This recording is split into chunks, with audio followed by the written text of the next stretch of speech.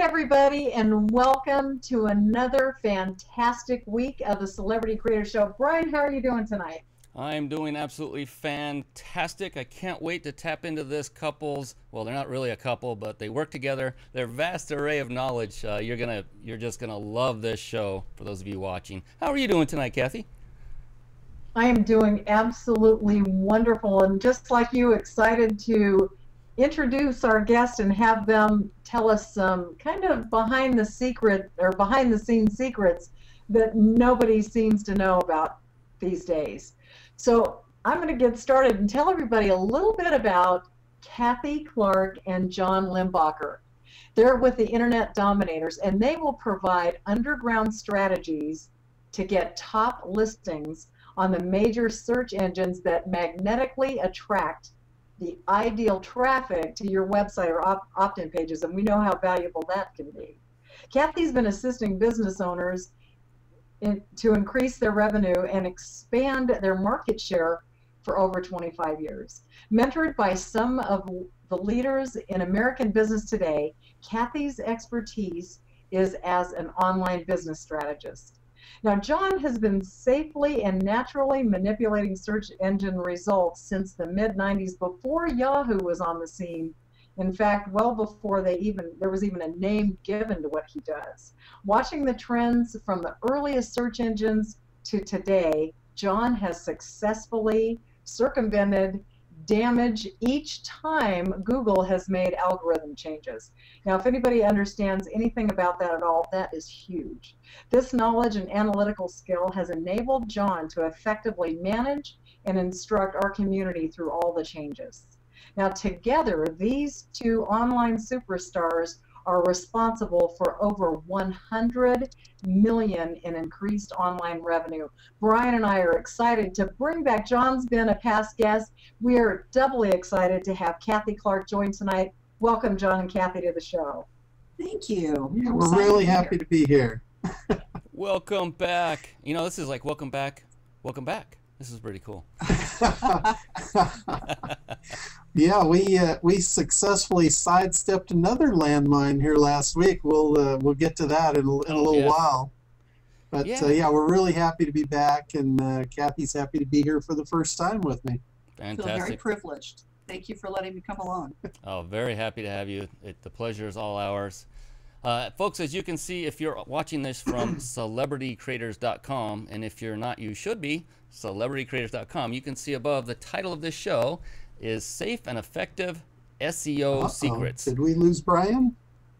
Now, SEO stands for Search Engine Optimization, for those of you that may not know. I think so. I'm hearing that the people have lost me. Hello, are we there? You're back. Now you're here. We just have some bugaboos going on tonight. Yeah, we've got some. You know what? The solar flares, remember? I heard about that. Those are out there. Uh-huh. All right, starting over. The title of our show is Safe and Effective SEO Secrets. And if you didn't catch it the first time, SEO stands for Search Engine Optimization, which has become quite an art and a science. And the gentleman and young lady we have on our show tonight are going to help peel back the curtain so we can take a look inside on what makes this magic work and how it can benefit you. And one of the things many folks would like to have if they have an online business is their business, a link to it showing up on, say, the first page of Google. Let's say someone types in a search keyword like dog grooming, and you have a dog grooming business. You would want your dog grooming business to show up on that very first page, or would you? That's what we're here to ask John and Kathy. Is it really important, John and Kathy, to be on that first page of, say, Google, Yahoo, or the other search engines when someone searches for your keywords? It's not important, it's crucial. That first page is absolutely where you have to be. Nobody goes to the second page, and it's really more than just being on the first page. It's really being in those top slots in the number 1, 2, or 3. And what's the statistics on the number 1? The number 1 slot gets about 42% of the clicks. So 42% of the folks who land on that and find your description accurate for what they're looking for are going to click through. About 26% are going to click through on the second ranked slot, and only about 13% for the third. Now, that doesn't add up to 100 because sometimes people will go through multiple sites. But what's really important about it is those top three are representative of over 70% of the clicks. And then the next biggest site is the 10th ranked one. And that's because when they scroll down the page, it's easier to click on 10 than it is to scroll back up the page, but nobody goes to page 2. So the whole game is about being on the first page, but there's another piece to it. Yeah, so if you can't get that 1, 2, or 3 slot, you want number 10. You don't want the rest. But the real key is also being there for the right terms. And this is really the big mystery behind all this, because a lot of people, there's a lot of misnomers about SEO and what you want to do and traffic, and everybody thinks they want a lot of traffic, and everybody goes after the wrong keywords. There's a thing out here called keyword research. Right. And that's what we use to figure out how many people are searching for particular terms. So where people are really dropping the ball here is when they do that keyword research, they're looking at generic terms and they see these millions of searches and they think, wow, that's a great keyword. Well, I'm here to tell you those keywords aren't so great. What those can do is bring you a barrage of the wrong traffic. I mean, imagine sitting there answering your phone one after another with the wrong people. Can you imagine what that could do to you? No, jeez. Yeah, I mean, what that could do to your customer service. It could be a nightmare.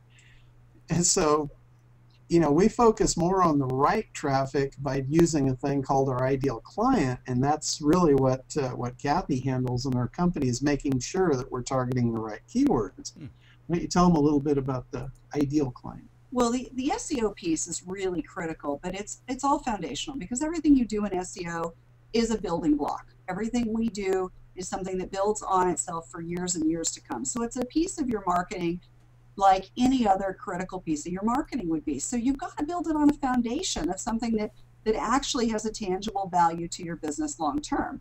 So as an example, Brian, you used dog grooming. Maybe your expertise is grooming a particular breed. Maybe that breed's difficult to groom. Maybe it's someone who has extra credentials, and maybe it's more profitable for you, and it becomes a real niche. So we go in, we know that as we identify your ideal client, because that person is particularly loyal. They have to come in every number of weeks, so their acquisition value is even greater than anybody just calling around for what's the cheapest dog grooming, which may not be your ideal client. So we go in and determine who that is, and then we do keyword research surrounding those seed words, and we see exactly what they're typing in the search bar. Once we have that information, we've empowered you with really driving more of those clients to you, because the great thing about the web is you get to pick who you get to work with. The keywords allow you to do that. Yeah, a lot of people, the customers, they don't start out knowing what those keywords are. So we really have to dig to the bottom of it. And what I use this little analogy of it's like a doctor that's advertising. And if you get sick, I mean, imagine getting sick with some illness or disease. You don't know the name of the disease. Right. So if the doctor is optimizing for the name of the disease and you don't know what it is, getting a #1 listing is not going to work for you. All I know is my symptoms, so I might search for my symptoms. I might say, well, I have a pain in my shoulder. That's what I'm going to look for. So as the doctor, if I'm not optimizing for that, I'm not getting you in front of your ideal client, so the SEO doesn't work in that case. So SEO works in every time if you've got all those factors in place. And that's really what makes us different.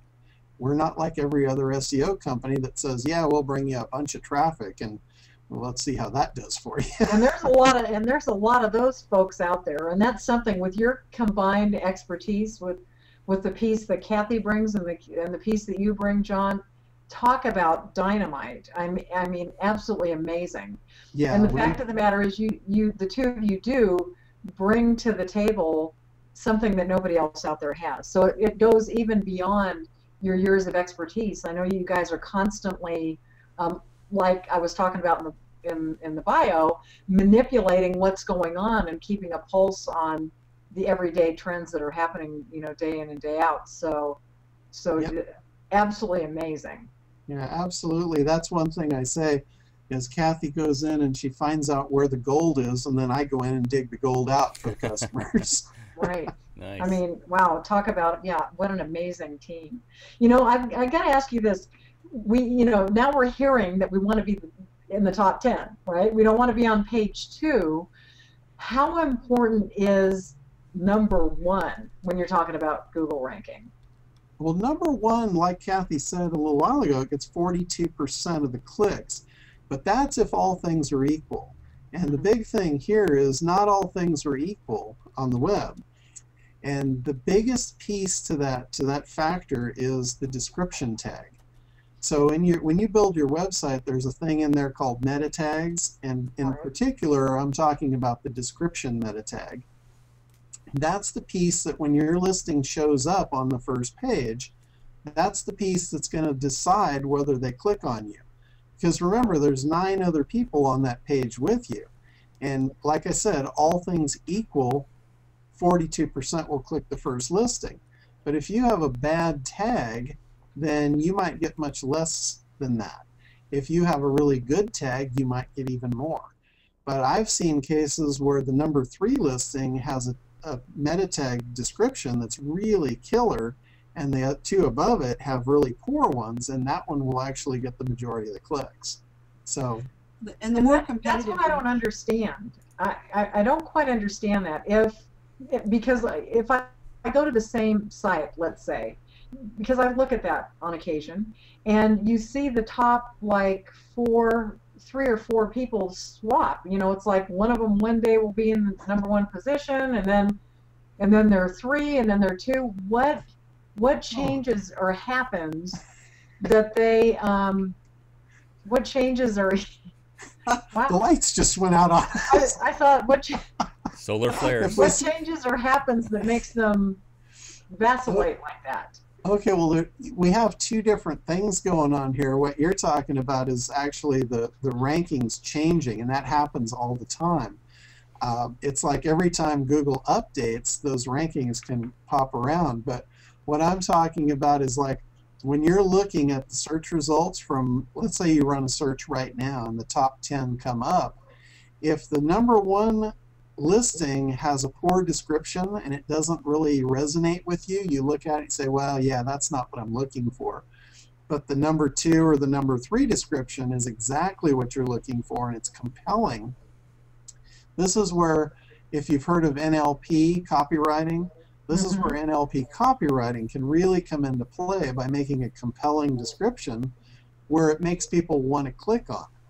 So that's where, if your description is really good, you can get a really high click-through rate. So being number 1 isn't everything unless all things are equal. If all of you have equally good descriptions, then being number 1 is going to get you 42%.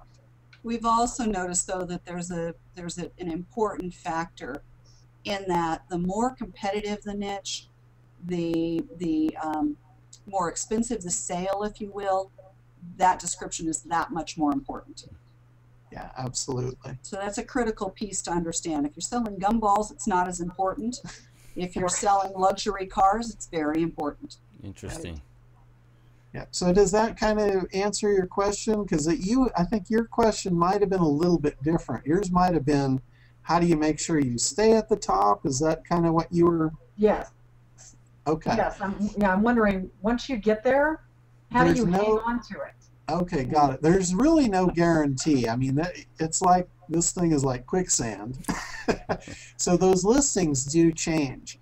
And what you have to do to really secure that number 1 listing is just get so far out ahead of your competitors that they can't catch you. But if you guys are all like neck and neck, Google updates the thing like almost minute by minute. I mean, I've actually literally refreshed the screen and seen new people, shuffling around. It's usually not a major change, but if you're right there like neck and neck, then yeah, you can bounce between 1 and 2 and make that shuffle, many times a day actually. So the thing that will actually get you ahead right now, the way it's working, is by authority. So it's a linking game. When people link to you, that's like casting a vote for you for authority, or popularity rather. So we can, those two are kind of interchangeable at this point. Popularity and authority kind of mean the same thing in Google's eyes.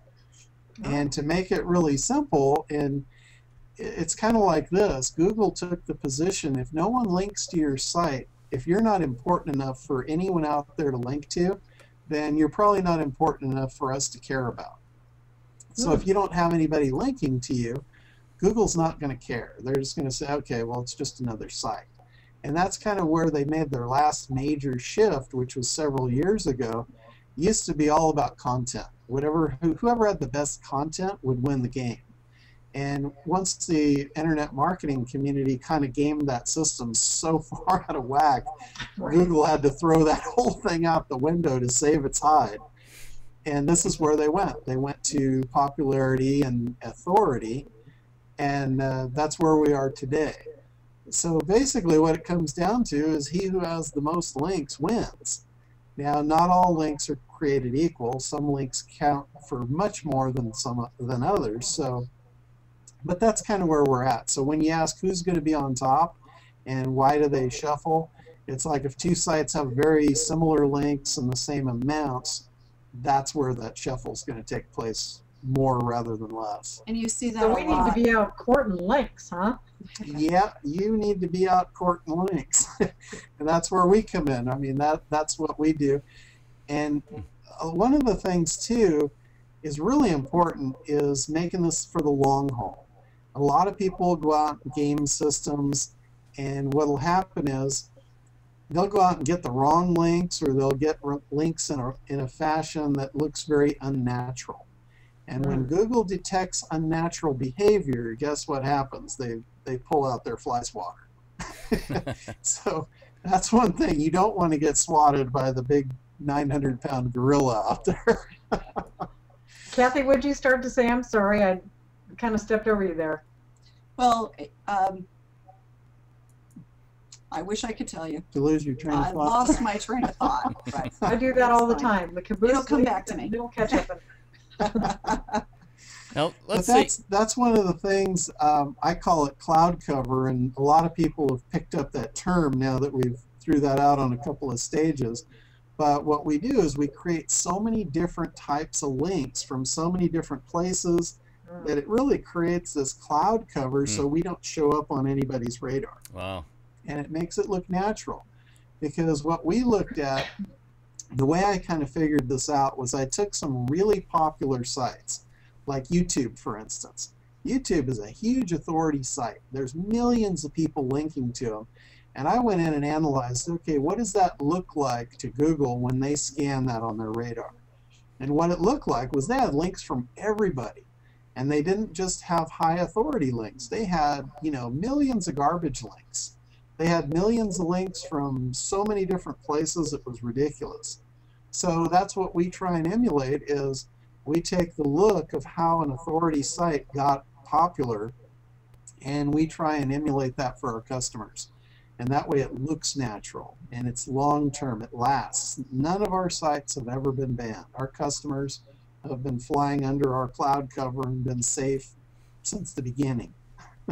I like that. Stealthy. Yeah. Yeah, yeah. Well, and some people will think that they only want really high quality links. Well, the internet's 24/7. People search 24/7. All different types of links visit sites. So if in fact you were just using really high quality links or really low quality links, anything you do like that creates a consistency is absolutely transparent to Google. So it's really about it truly being a natural process. And I think that's one of the things I hear most commonly that's a misnomer. Yeah, we run a weekly call in our SEO Dominators Club, and it's basically to answer tech questions from people that are in there that are there to learn SEO. And one of the most common questions I get is, I've done everything and I've gotten up to position 6, let's say, on the first page, but I can't break past that. And the first thing I ask them is, do you have any low quality links or have you been focusing purely on high quality? And every time they say we've been focused purely on high quality links. And I say, why don't you throw some garbage links at it and see what happens? And the next week they're on the call saying, I can't believe it. It was like magic. Wow. That broke the barrier, and now I'm in number 3 or number 2. So. Well, not only did that break the barrier, it's also a great way to have your site de-indexed. And JCPenney and some of the large entities can talk about that having happened in the last couple of years, because they decided they were going to give them high authority links. Let's put all of that toward it. So they did that, and of course that looked very unnatural. And it's really hard to have a bunch of EDU links for black cocktail dress, you know, and that's the kind of thing that happened. So yeah, you know, and that sounded kind of scary when you said that's a good way to be de-indexed. So I want to come back and just kind of clarify that what Kathy meant was getting nothing but high authority links is what will get you indexed. So I want to make sure that they understand what it is that will get you de-indexed. well, and de-indexed means, which I did not understand when I first met John, de-indexed means your site is removed from Google. So your URL is gone from Google for 2 years to the day. Yeah. And Wow. there's not much you can do about it. So if your company name, as an example, is Coca-Cola.com and you get de-indexed, you're done. Yeah, Well, didn't for 2 years. JCPenney's have something go on with their account like last year? They're that black dress cocktail thing I was mentioning a minute ago. They did. They got slapped very, very hard. They were coming up for any number of things that really weren't natural. I mean, almost everything. Oh. Yeah, what happened, the reason that they actually got de-indexed was they hired an SEO company, and the SEO company went out and they got a bunch of educational links, which those are really high authority links. They're great, and they'll bring you a lot of juice and give you a lot of power. But if that's all you do, that's where I was talking about showing up on the radar. And that's exactly what happened. They showed up on the radar, they got Google's attention. Somebody from Google did a manual review and said, no, these guys are gaming the system.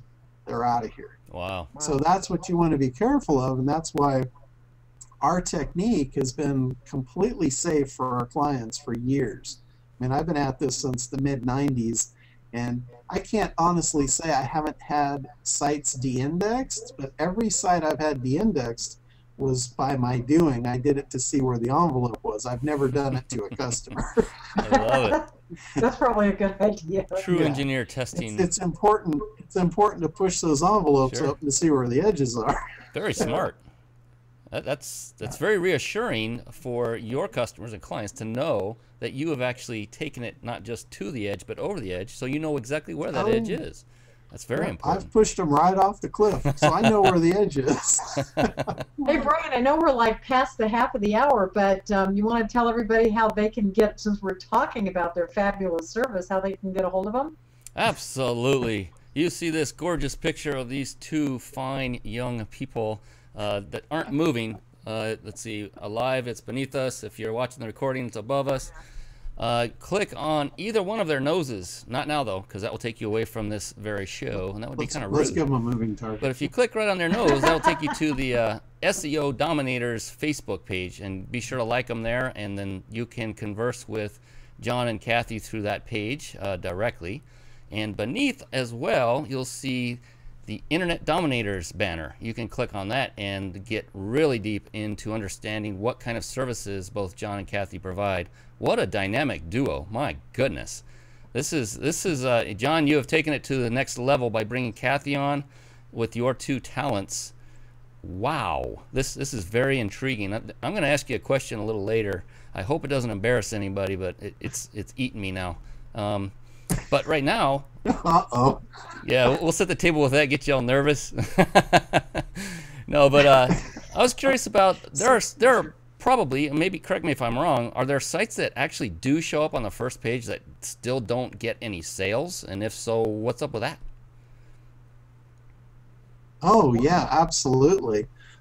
One of the biggest things to actually having this be successful is to have a website that actually converts. I mean, I've got clients #1 slots, and then they call me and they say, well, you know, this isn't working. And I'm like, okay, what isn't working exactly? And they say, well, you know, my phone's not ringing, nobody's calling me. And lo and behold, I pull their site up and their phone number's not even on it. So, I mean, really? So, And that's one of the things that Kathy has really been doing now, is actually looking at their sites and making recommendations. And we don't really do that. I mean, we don't do the web work. We won't go in and edit their pages, but we certainly can give them some quality input on what they need to do and send them in the right direction on that, because that's really important. I mean, that's... Well, and it's frustrating when we achieve, you know, a number of #1 listings for a client and they tell me no one came to their site. And I said, oh, all right, something's happening. And in one case, I pulled up the site and it looked like a mugshot of the fellow who owned the business, and his phone number was difficult to find. And his description on the internet said something like his URL. And I said, all right, there's a lot of moving parts here that don't have anything to do with what we do, but let's go through the process. And so we do, our goal is to see somebody be successful on every level. That's all we're interested in, because we like clients for a long time. I think establishing a relationship with a client is time consuming, and we really commit a lot of time to it. We do it very differently than anybody else I know of in the industry. So I want them to be very happy. I want them to be very successful, and I want them to work with us for a very long time. So we've got to look at all the parts, and that was something that I recognized when I came on board, is getting the rankings is not enough. And so while we're not experts, we do have some folks we refer them to make sure that they get well taken care of, just to be certain that that works. Yeah, so there definitely are more moving parts than just the SEO. So that's really important to understand. And that's one of the things we really kind of educate our clients before we enter into the business relationship with them, because we want them to understand. We want them to have quality expectations and really understand what we're going to do and how it works, because like I said earlier, there's a lot of misnomers about SEO and what it does and if it works, because it does work in every case if everything is right. Biggest key piece to that is making sure our lights don't go off. You know what? What do you guys? Is that like the Office / Funhouse? Oh, if only you knew, Kathy. But where I was going with that is the biggest piece to that is making sure that we're getting them the right customers by targeting the right keywords. If we've done the keyword research right and we've done the ideal client right, and we're bringing the right traffic to the site, it really is up to the site at that point to do the conversion. We've done our job, we've got the right client, we've brought the right client to the site. So really we're passing the buck at that point off to the website. So if you don't have a website that converts, I can bring you all the traffic in the world, you might still not make a sale. So it's kind of like a good salesman versus a bad salesman. You put a good salesman in a room and he can sell anybody. You put a bad salesman in a room, and I don't care how hot the prospects are, he might not sell any of them. Right. So that's what the website is. You know, you have to really go into it understanding that. So, you know, if you want to make sales, you make a good website that is sales oriented. And it doesn't mean pretty, which is one of the big misnomers. I thought they had to be pretty. They don't have to be pretty at all. They have to be effective. Yeah. And that's one of our big challenges, I think, sometimes with web developers is their whole goal is a really good, attractive site. But good, attractive sites don't necessarily convert. So I'm going to say this about that. I'm not going to say their name, only because I'm going to say that the sites look crummy.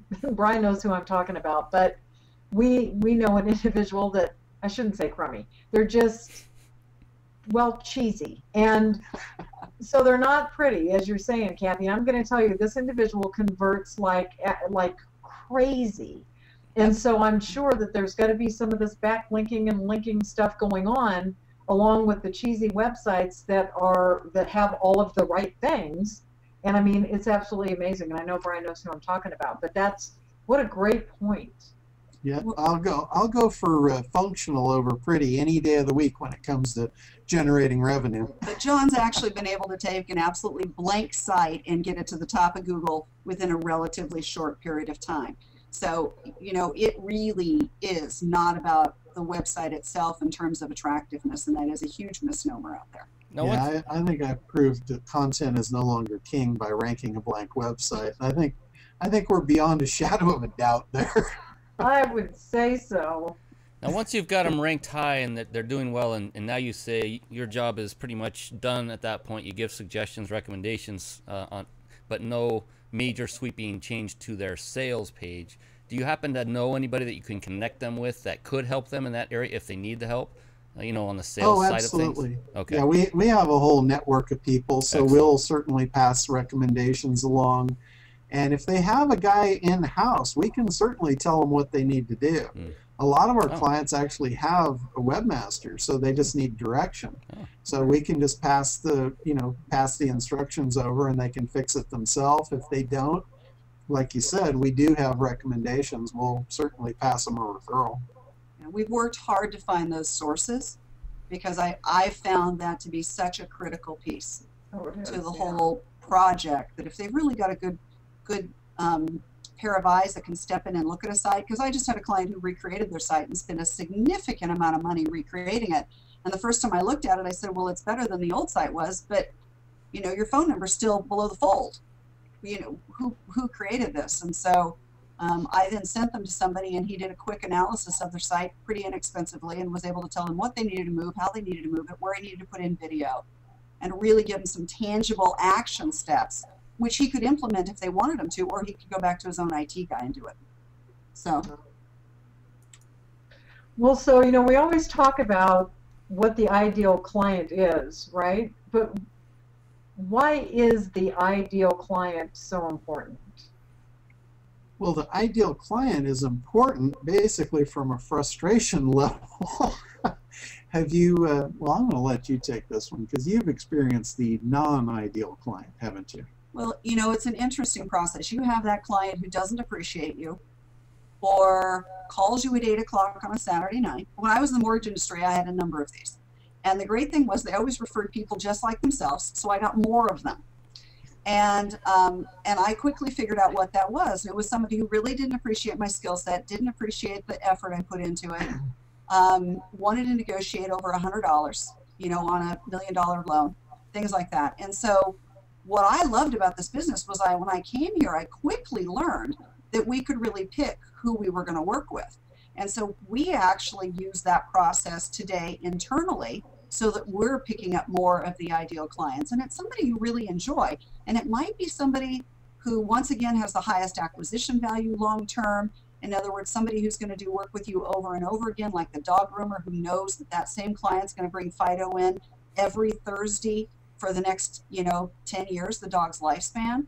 Or it might be, you know, something that, you know, that particular person's going to bring you 50 more clients just like themselves. Whatever that is, and sometimes it's just about joy. Sometimes it is just about the fact that when you look at what those non-ideal clients were bringing you volume-wise, you're willing to give up that income to work with the right folks who really allow you to have much more of your time. Like you're working 20% of your time with 80% of your clients, and that's all you need to do. And that's really, I think, been John's motto all along. Yeah, exactly. I mean, imagine this. I'll just give you a scenario, and this will paint a picture of life that's good and life that's bad. If you look at it, most companies have 90% of their income comes from 10% of their clients. That 10% of clients is what I call the ideal client. Now, if you can imagine, if you threw 90% of your clients out the window, and that only reduced your income by 10%, imagine the amount of free time you could have to go replace a couple of those ideal clients. And now, think about life. You've basically got the same amount of money, but you've got, what, 11% of the people to deal with? Right. Well, and you probably have fewer customer service issues. You have fewer customer service staff. I mean, on every level, it just makes business more pleasant. And that's really our ethic. As a matter of fact, we actually are very selective about who we take on as clients today because we do implement this whole model for ourselves. Yeah, I mean, believe me, if there's anything about this that's absolutely life transforming, it's dealing with people that you like and getting rid of the ones that you don't like. And we can actually fire our clients. I mean, exactly. that's okay. Yeah, Exactly. absolutely. And better than that, if you get the right ones to begin with, you don't have to fire anybody. Life will just be wonderful.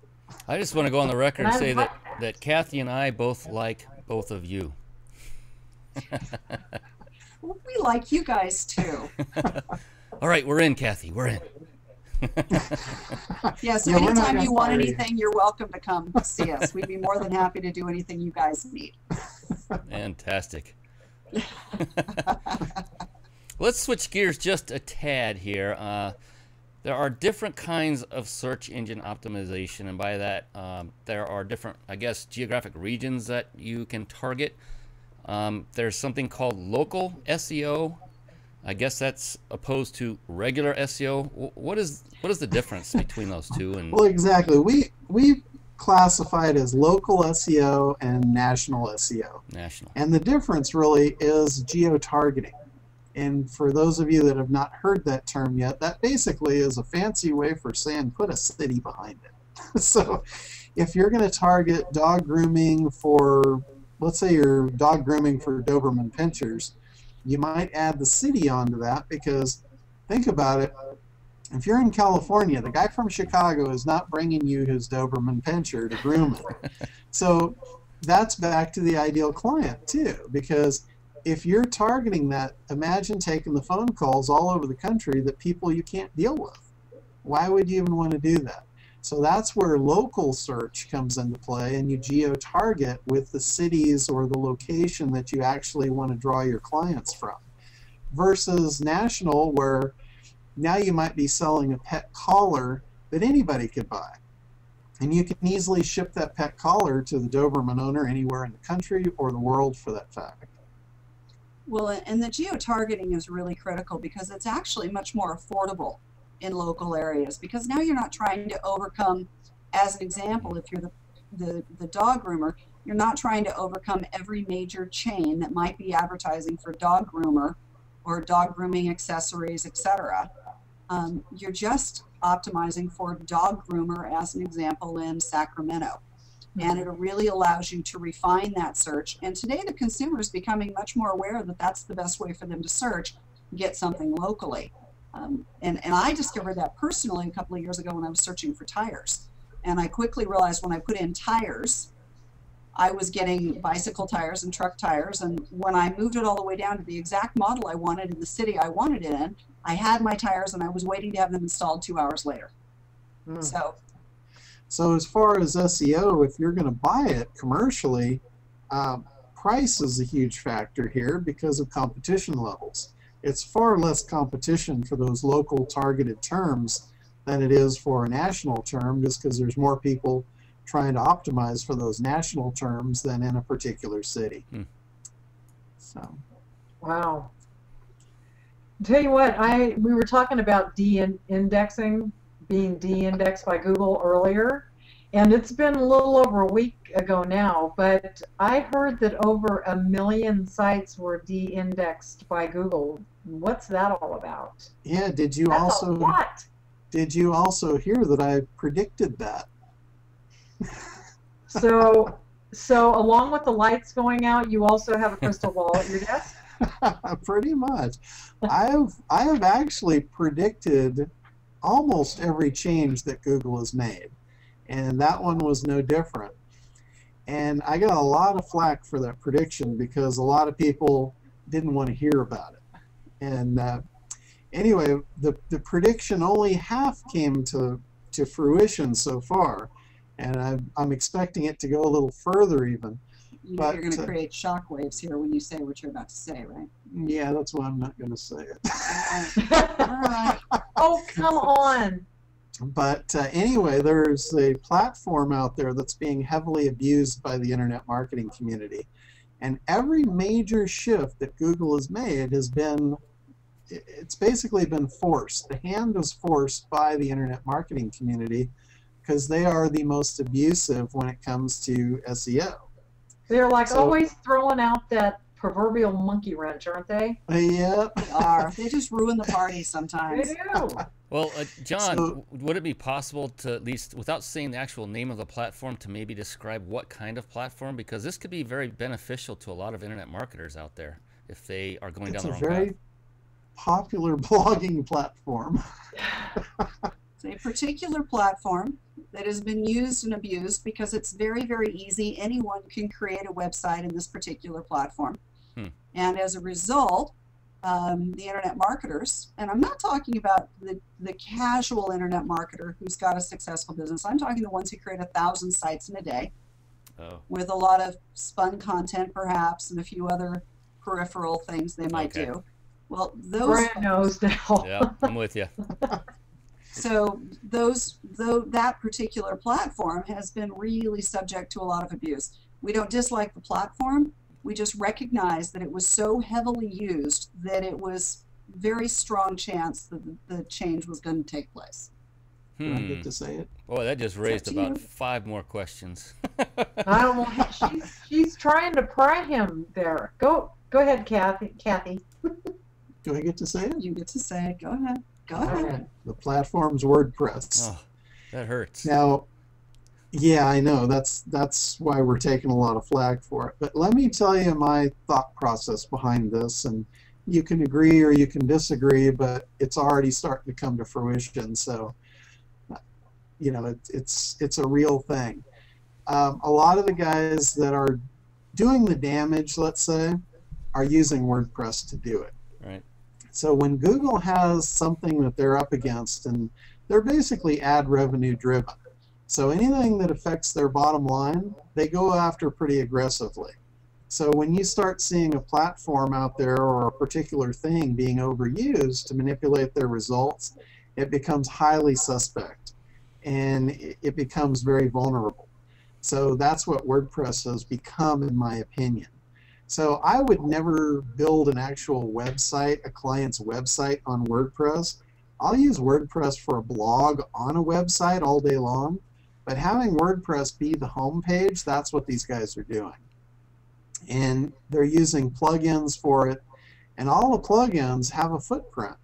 So if you're out there and SEO plugins, that's like the first thing everybody does when they put up a WordPress blog is they plug in the SEO plugins. Well, if Google decides that those plugins are the base of the problem, which I think that's what just happened, they will wipe out whatever is attached to that. It's like a footprint. So when they identify that footprint, they create an algorithm that will go out and eliminate. So is this part of the $1 million hit, or the million hit? Yep. Yep. Absolutely. And if it gets really bad, if it comes to a point where that doesn't take care of the problem, Google's going to pick up the bat and it's going to take another swing. And if they can't eliminate the threat, what I'm afraid of is they're going to go after the WordPress platform as a platform. Man. And WordPress is very easily identified. It's got an enormous footprint. So if they make that algorithm change, all those WordPress websites could disappear overnight. Goodness. Oh my God. I really hate this news because... Oh, go ahead, Kathy. Well, we've actually run into a lot of resistance from folks because we've got clients who are building new sites out. Yeah. And we've been saying for it's longer than 6 months, I think, we would suggest you not build it in WordPress. We've taken a lot of flack. We've been told that there's no way Google would ever wipe out that many sites. It couldn't ever happen. Well, they've taken out way more, and they've taken out way more value. We've got clients who were spending $100,000 a month in pay-per-click, and they cut off their campaign one day. They never heard a word from Google. Google is interested in that very, very, very top couple of percent of their client base in the ad revenue, and that's all they're interested in. So it's one huge piece that, and there is a fairly easy fix to it, is there not, John? Oh yeah, and one more point before we get off of that is, think about it from Google's standpoint. If they wipe out all those sites, what's that leave? That leaves pay-per-click. So all those site owners, if they want that traffic back, they're going to be forced to go and pay for it. Well, that's the whole goal behind Google to begin with. So do you think they're going to care if they wipe out millions of sites? Not at all. Heck no, it's going to work in their favor. So don't think you're immune, and don't think that Google won't do things, because they will. I've seen it over and over and over. Like Kathy said, Google focuses on their ideal client, which their ideal client is a fraction of a percent of their entire business. The rest of it, they can throw out just like bathwater. And they really don't care who they throw out in the process. We've seen them do this over and over and over. I mean, you know, that's nothing to sneeze at. That customer Kathy was talking about that was spending, you know, hundreds of thousands of dollars a month on pay-per-click, and Google doesn't care. You know, they think, okay, well, we're just going to wipe those out. Or we're going to take their bids and we're going to increase them to $10 a click and flush the market. They don't care. They've proved that over and over and over. So with the theory you're talking about, instead of building a WordPress site, what are you talking about? Going back to the old model of building up a website? Yep, good old-fashioned HTML. Believe it or not, that's probably your best bet. Wow. I mean, there's a lot of other platforms out there. There's Joomla, there's, you know, Drupal, there's all these other platforms. But quite honestly, I mean, you can build a site in anything you want. I mean, WordPress is a fairly new thing in the scheme of things. And not to say that WordPress isn't good, because it's a great platform because it's so easy. The other drawback to it is it's extremely insecure. Here's another thing that can happen. If you put up a WordPress site and it's up there and it gets a virus, which they're very apt to do that. I mean, they're very insecure and they're targeted by hackers all the time. What happens is Google will scan that site when they're process of indexing it, and they'll find that there's malicious software on it. And they will actually, in their index, they won't remove the site, but they'll put a listing on there that says this site is dangerous, and warning, do not go to this site because of malicious behavior. And they don't remove it, so you go ahead and you click on it to go to it, and Google actually blocks the traffic and sends you to a message that says, you know, this site will damage you, it's carrying viruses. So, I mean, that's just horrible. It's horrifying when that happens. All of this news is horrifying to me. I've developed quite a few websites the old-fashioned way, the HTML way, and then when WordPress started bringing on all these advanced themes that made it more of a website creation tool versus just a blogging platform, I got really giddy because I can create websites in a fraction of the time now with all those plugins, not SEO necessarily, but a lot of the great plugins that come in that help with the mundane things like putting in a contact us form. I can just install a plugin, slam it in, and I'm done. I don't have to write the code. So this is very discerning. But with every issue or problem that arises, this leaves open for opportunity. So now all these HTML geeks that know HTML, they're gonna have a boon because all these WordPress sites can come to them and say, please convert me, and perhaps that will you know, increase. I mean, there's a positive side to it, I guess, in that way, but yikes! Our site right now that we're on is WordPress based. I just looked as we're talking, and we're still indexed. Thank God. Well, you know, it's not like the site. It's not like the site's going to disappear. Your site will still be there. It just won't be indexed in Google. Right. I just but why that's really an issue is if you've had a foundation of doing SEO and getting top rankings, that if in fact you don't convert it and this happens, that's when you're really at risk because you're going to lose all that equity. Right. And that's where to a business owner who's got a lot invested in the traffic they've been generating, that's where the real issue is. So it really is about converting the homepage to HTML. You don't have to convert the whole site, but Brian, don't worry, because you know you kind of pointed out earlier that we are your friends. So if it does get de-indexed, you just give me a call. I'll tell you how to fix it. All right, my buddies. Yeah, you had me sweating literally. I'm gonna have to take a shower after the show's over because. I'm sorry. I try to maneuver him away from those things. But you know what? I really appreciate you guys sharing this kind of insight, not only with us, but with the vast amount of viewers that we have coming in, because this is really important. And whether or not people take it, and they kind of go with it and digest it and say, yeah, this is something I'm going to be looking for, and work with somebody else maybe to change their homepage to HTML, or just kind of throw care to the wind and just stay where they're at, regardless of what their choice is. To be able to have this kind of valuable information is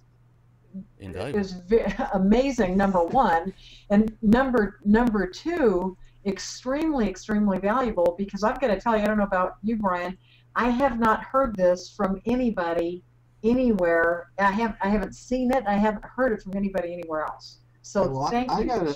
I got to tell you, I've been sharing this with the industry now for the last 6 months or more, and I've been pretty much labeled as a conspiracy theorist by the industry guys.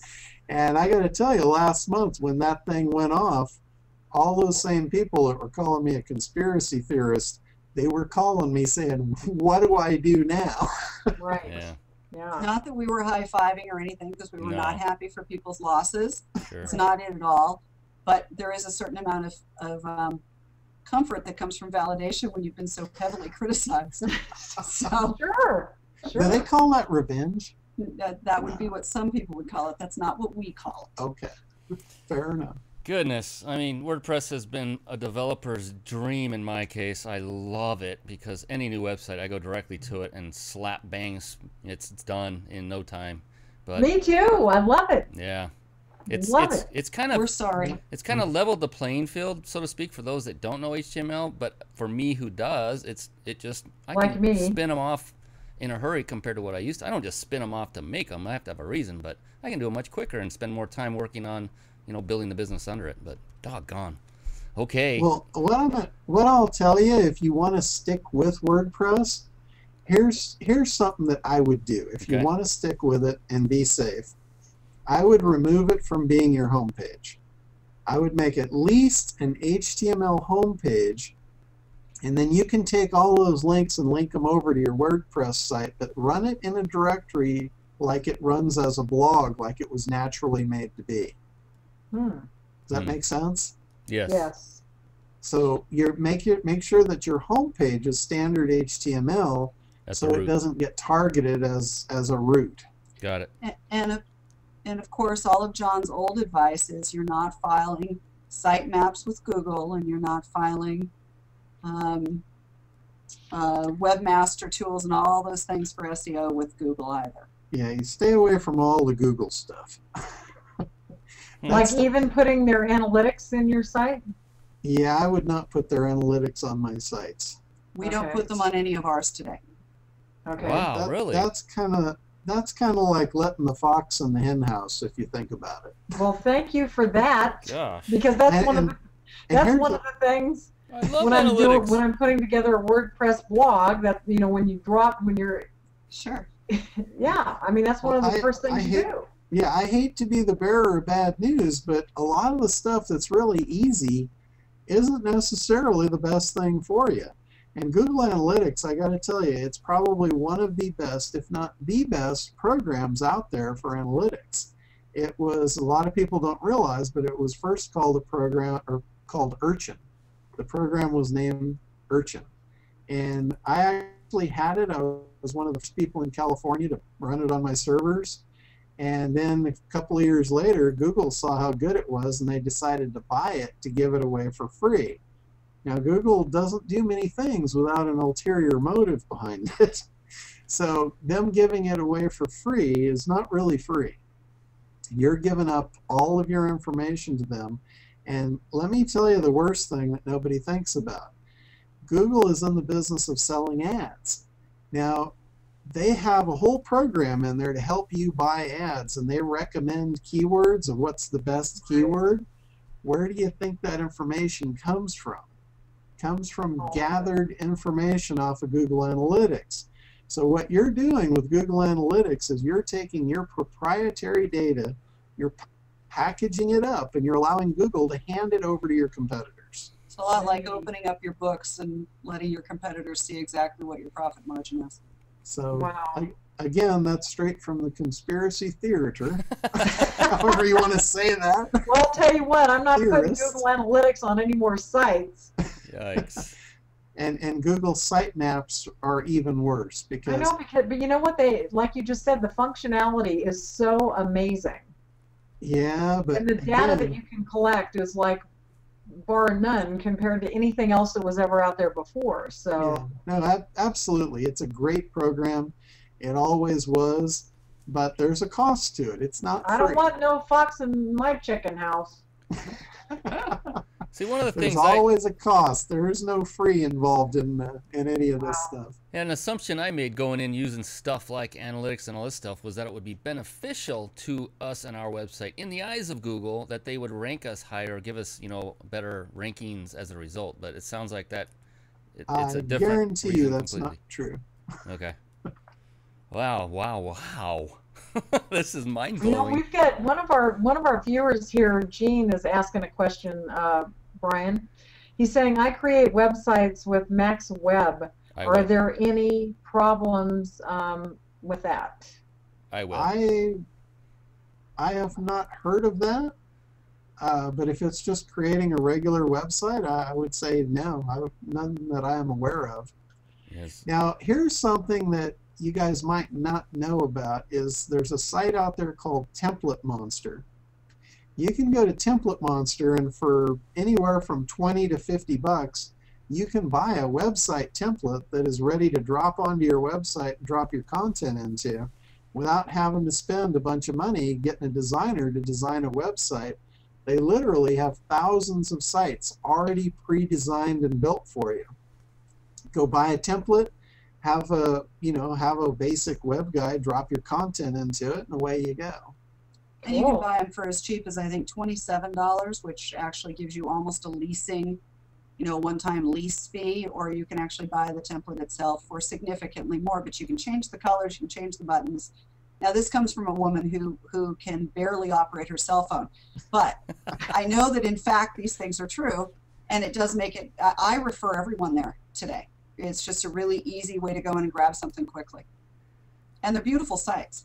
Wow, we can have another show. I had no idea about this. This could be an entire subject. Not just WordPress being the evil stepmother or whatever you call it, but the fact that, what things do you guys use? Just like, that was a great tip, Template Monster. Other questions, you don't have to answer them now, but be like, what do you use for your HTML editor? What do you use, blah, blah, blah, and go through the whole gamut. Do you have a nice repertoire of JavaScript scripts that you have your access to that you can just grab and plug in, similar to a WordPress plugin like we were talking about earlier? And now we're getting geeky, and I don't want to go down this path, but yeah. Wow, this is interesting to say the least. I'm like, I've had very mixed feelings. I've got to tell you this, with all of our conversation, and like you're saying, Brian, that we could go on and on and on. Yes. For those of you who may not have been on with us right at the beginning, we had some glitches. So we started about 15 minutes after the hour. Yeah. And we are now 20 minutes after the next hour.